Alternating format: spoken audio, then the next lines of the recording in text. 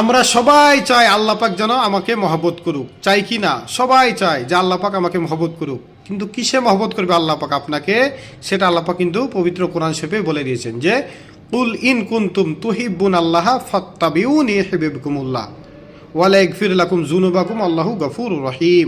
আল্লাহ পাক তিনি নিজে বলে দিলেন যে আমার হাবিব রসুল সাল্লাল্লাহু আলাইহি সাল্লাম আপনি বান্দাবান্দিকে বলে দিন, তারা যদি মহান আল্লাহ পাক ওনাকে মহৎ করে এবং মহান আল্লাহ পাক ওনার মহৎ পেতে চায়, তাহলে তারা যেন ফাত্তাবিউনি ইউহিব্বুকুমুল্লাহ আপনাকে ইত্তেবা অনুসরণ করে, মহব্বত করে। তাহলে আমি আল্লাহ পাক কি করব?